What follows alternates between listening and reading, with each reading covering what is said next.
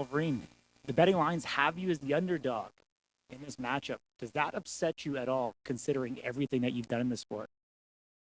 No, I've been the underdog for every one of them so far, so let's just continue to make somebody money. Are there any additional nerves going into this fight? No, I mean, I'm a little frustrated, but as far as nerves or nervous, no. Where does that frustration come from?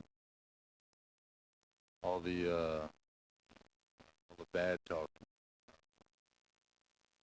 yeah, I don't like it. What's your honest thoughts on Austin Turpin? My honest thoughts is he does something that the sport needs. I mean, every sport needs that villain type guy. The problem is it's just the wrong guy to do it to right now. There was quite a bit of laughter during the face-off from you. Did Austin do something in particular that made you, giggle? Yeah, he told me to look him in his eyes, so I looked him in his eyes, didn't break eye contact, and just smiled at him the whole time. The light heavyweight is incredibly deep. Through and through. You're the first, champion to retain, or sorry, to win a title in two different divisions. Is this kind of your home? Is this where you want to stay at light heavy? Yeah, 205 is great. I started out in heavyweight, but I was at the bottom of the class. When I cut there to go against AJ, it was a tough cut, but this time it was real easy, and I didn't have to lose much weight. So yeah, that's where I'm gonna be.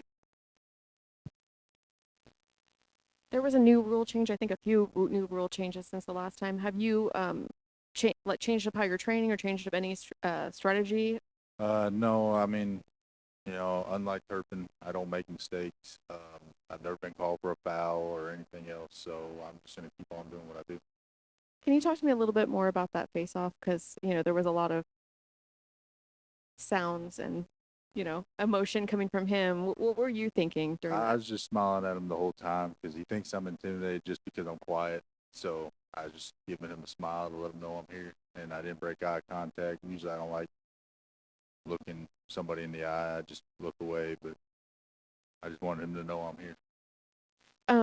I was wondering. There's obviously some bias about slapping first. Some people think that it's an automatic win. Other people think that it's not. If you watch, we know it's not.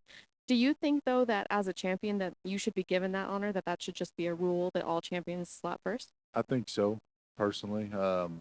The challenger, I mean, that's just what he is. He's challenging. He's got to prove that he can take the hit in order to give one. So I think it should be champions go first, but they do it by coin toss, and I'm 0-4 in coin tosses. So obviously, it's not who goes first wins. So Would you change your strategy if you got to slap first?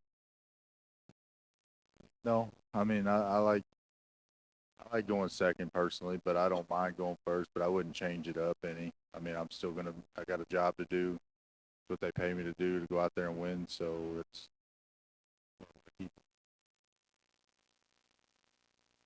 Ron, Willie Ramirez with the Associated Press.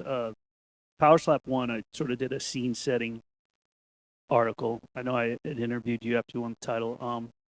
What I came to learn was the Polynesian culture and the background and how long they've been doing it. You've been doing it since 2019. You come a long way from, you grew up for a long way from islands, right, in Yes, Hawaii.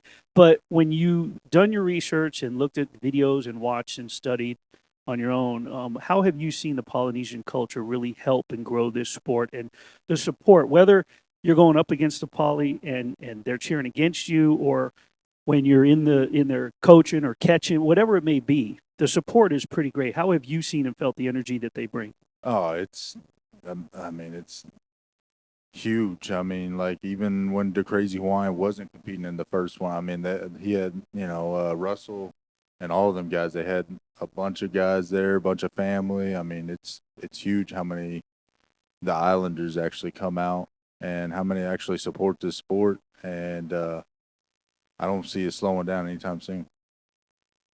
I forgot I had a question. This is a silly one. A couple of us drove by Apex and saw you maybe look like you were gardening in the what were you doing out there? I was talking on the phone, letting they wouldn't let me go get my rental car yet, so I was just calling to make sure they were still holding on to it.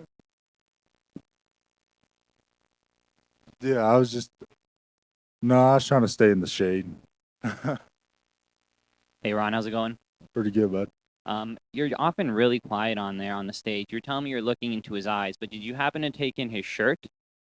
I didn't. Everybody asked me what I thought of his shirt, and I missed it. It was a picture of you, and it has his slogan for your name, and he was brandishing that shirt. I was just wondering what you thought on that. It don't bother me none. I mean, he'll find out tomorrow, just like a lot of people in the past have. So I'll slow that train down, and he'll have to work his way back up to me again. You're as OG as it comes when it comes to slap fighting. The video game came out. Not only were you in it, but your face was pretty much the cover there. What was your initial reaction when you saw that? It was pretty cool. I downloaded and played it. I hated that I was easily knockoutable. I mean, I ain't been knocked out yet, but it was still pretty neat. And then they had like a little purchase package for the boots and stuff, so that was pretty cool to see. So you're saying your character needs a buff in the game? Yeah, definitely. I mean, I've only been knocked down once. I ain't been knocked out yet, but I think I knocked myself out in the second round. So, Thank you so much for your time, Ron. Good luck tomorrow. hey, thank you, bud.